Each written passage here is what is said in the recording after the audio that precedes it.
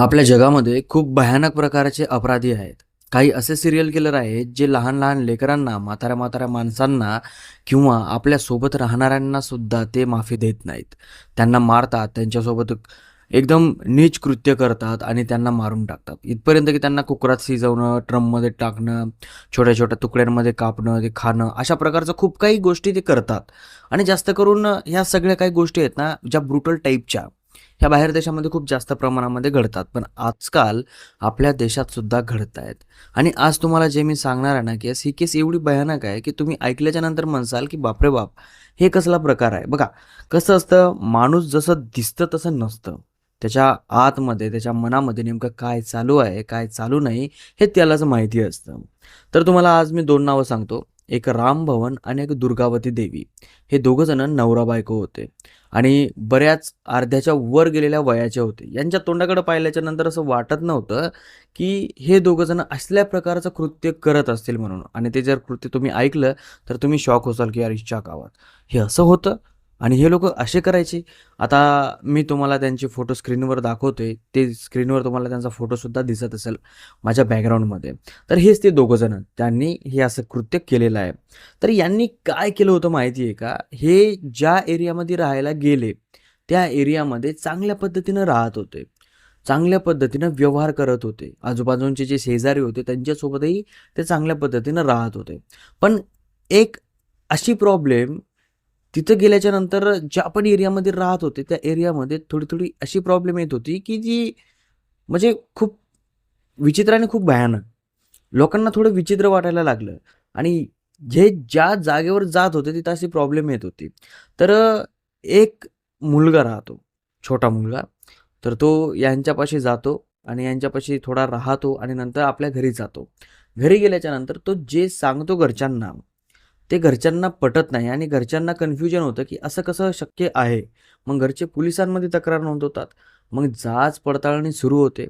जेव्हा पडताळणी सुरू झाली, त्यावेळेस सगळ्यांच्या पायाखालची जमीन सरकली. हे दोघं जण छोट्या-छोट्या मुलांना चॉकलेट देण्याच्या सहाय्याने, गोडधाड खाण्याच्या सहाय्याने, गोड बोलून, परत लाडीगोडी लावून त्यांना म्हणजे असं की आता छोटे मुलं म्हणल्याच्या नंतर काय असतं, त्यांना थोडंसं चांगलं बोललं, की त्यांना वाटतं की यार हे आपल्याच जवळचा माणूस आहे आणि आपलाच माणूस आहे, असं छोट्या मुलांना वाटतं. पण त्यांना काय माहीत, हा जितका गोड बोलतोय, याच्या पाठीमागं खूप खतरनाक काम करणारा माणूससुद्धा आहे. तर खूप काही छोटे मुलं 2020 पासून ते आत्तापर्यंत यांचं काम चालू होतं.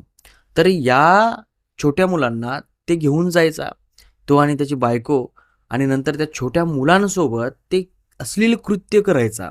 जे कृत्य लेकरांसोबत करायला नको हवं किंवा लेकराच्या डोळ्यासमोरही नको करायला हवं. तसल्या प्रकारचे कृत्य लेकरांसोबत करायचा. आणि लेकरांना काय माहीत, की आपल्यासोबत हा काय करतोय, याने काय होतंय, काय नाही, चांगली वाईट गोष्ट कोणती आहे, हे लेकरांना माहीत नव्हतं. तर हा त्यांच्यासोबत असल्या प्रकारचे कृत्य करायचा आणि हे कृत्य केल्याच्या नंतर तो त्यांचे व्हिडिओज काढायचा, फोटोज काढायचा आणि ते फोटोज, व्हिडिओज डार्क वेबवर विकायचा. तर याचा हा अशा पद्धतीचा बिझनेस होता आणि हा जो माणूस आहे, हा काही साधारण माणूस नव्हता. हा एक इंजिनिअर होता. सुशिक्षित माणूस होता. याची जी पत्नी होती, ती सुद्धा सुशिक्षित पत्नी होती. आता यांच्यावर केसेस झाल्या, यांची पडताळणी केली, तर यांच्याजवळ टोटल 34 व्हिडिओ आणि 680 फोटो सापडले मुलांचे. आणि जे पण मुलांसोबत त्यांनी केलेलं आहे, सरकारने त्या मुलांना भरपाई म्हणून 10-10 लाख रुपये देण्याचं ठरवलं. आता ज्या मुलांसोबत यांनी असं कृत्य केलं, त्या मुलांचं शरीर, त्या मुलांचं मन, त्या मुलाची मानसिक स्थिती ही पूर्णपणे बिघडली. कारण की त्यांचं शरीर त्या सपोर्टच करत नाही ना. ते त्यांना काय कळतंय आणि यांनी असं केलंय. तर यांना सजा झाली आहे, फाशीची सजा झाली आहे दोघांना सुद्धा आणि आता जेलमध्ये आहेत. तर अशा लोकांपासून आपण जितकं दूर राहिलं तेवढं चांगलं आहे. कसं आहे, आपल्या समाजामध्ये दिसतात तसे नसतात. खूप विचित्र प्रकारचे लोकं असतात. तोंडावरून एक दिसतात, राहतात एक आणि बोलतात एक.